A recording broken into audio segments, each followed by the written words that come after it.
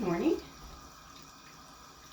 I had my washer go out some time ago. Based on the symptoms, I'm guessing that it was an electronic problem. But it went out. It would not spin. It would not agitate. But it was sporadic. So on some cycles, it wouldn't spin or agitate at all. On some cycles, it would spin. It would not agitate at all on any cycle. So I was stupid, and it took me a while to figure this out. But in any case, I figured it was something electronic. And I really do not have the money or the interest at this point to fix it. So I decided to go on Facebook Marketplace and get one of these 2-tub washers. It's a portable washer. It's designed for RVs and apartments. And so I'm just trying it out today. It did take a single pair of jeans, no problems.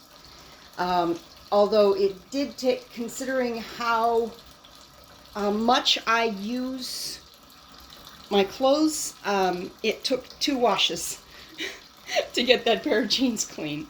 I've done a couple of batches now. This is the wash tub here. This over here is the spin tub. And it does have a lock. So if you try to open the spin tub when it's running, it will stop. And this right here goes on top of the clothes. And I need to get this out. Okay, so this was from my last batch, and it's going out on the laundry line. Okay, so this is not a set it and forget it machine. You determine the water level, you determine the soap, you determine the length of the spin cycle and the length of the wash cycle. So it's not, and if you let it has a drain pump, so if you let it drain too long, it is going to burn up the drain pump if there's no water running through it. So you need to actually watch what's going on. This is not something that you just set and walk away. You can on certain things. For example, if you walk away when the water is filling, you're going to have a problem because you need to turn off the water at the faucet. There is a filter right here that needs to be cleaned every couple of batches. And there are 3 dials at the top. I'm going to close this for a minute. There are 3 dials at the top. One is a wash timer, one is a spin timer, and one sets to wash or to drain. And I'm not showing you this deliberately because I don't want to show you the brand.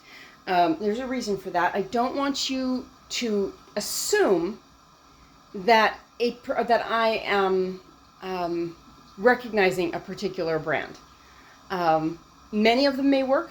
I don't know. This is just the one that was available on Facebook Marketplace within a price range that I could handle. And this is not one of the cheap Chinese knockoffs.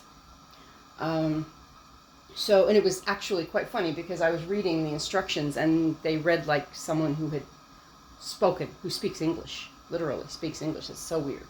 But anyway, so that is I only do a couple of batches per month. There shouldn't be a concern, and you don't want to fill it up past the top of the filter, and I'm going to turn it off right now because there's plenty of water in there. And when I do the spin cycle, I leave the water here because otherwise it rattles and walks across the floor.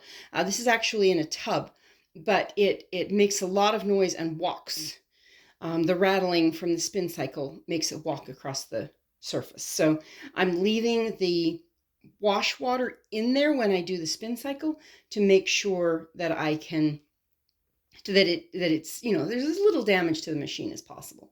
So I am going to turn this on. I'm going to shift this to wash. And I'm going to turn this on for 6 minutes. I don't think it would require 6 minutes, but it has been able to do a full size pair of jeans. I need to try it with a towel. The other stuff that I need to wash right now is pretty small, so I've just been doing little batches, just working out the kinks to see exactly what I need to do. I will talk with you later.